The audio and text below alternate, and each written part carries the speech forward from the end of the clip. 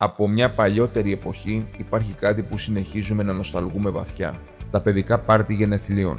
Από τη στιγμή που κρατούσαμε στα χέρια μας μια χάρτινη κάρτα πρόσκλησης, ο χρόνος άρχισε να μετρά αντίστροφα. Την κοιτούσαμε ξανά και ξανά, σαν να κρατούσαμε κάτι πολύτιμο. Τη φυλάγαμε προσεκτικά για να μην χαθεί.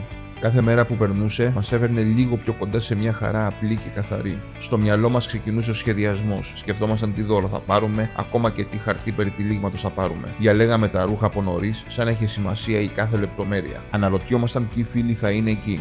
Η προσμονή γέμιζε το χρόνο χωρίς άγχος. Όταν έφτανε η μέρα του πάρτι, χτυπούσαμε το κουδούνι με καρδιά που χτυπούσε δυνατά. Μπαίναμε μέσα και νιώθαμε αμέσως άνετα. Γέλια, φωνές και γνώριμα πρόσωπα μας αγκάλιαζαν. Ξέραμε πως μας περίμενε κάτι όμορφο. Δεν υπήρχε τίποτα άλλο στο μυαλό μας. Ο χώρος ήταν στολισμένος απλά με μπαλόνια και χρωματιστά διακοσμητικά. Στο τραπέζι υπήρχαν γαριδάκια, τοστάκια και αναψυκτικά, πλαστικά πιατάκια και ποτήρια παντού.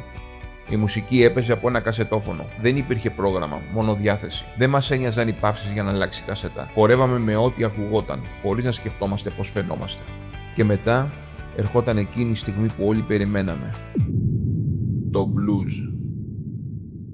Ένας αργός χορός με μια σφιχτή αγκαλιά, λίγο αμήχανη, λίγο τρεμάμενη, αλλά γεμάτη καρδιοχτύπη και προσμονή. Μια στιγμή απόλυτα παιδικά αθώα.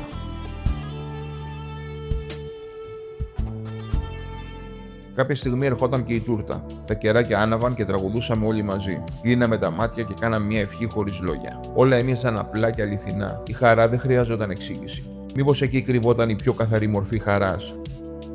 Και ποια στιγμή από αυτά τα πάρτι έχει μείνει πιο ζωντανή μέσα μας?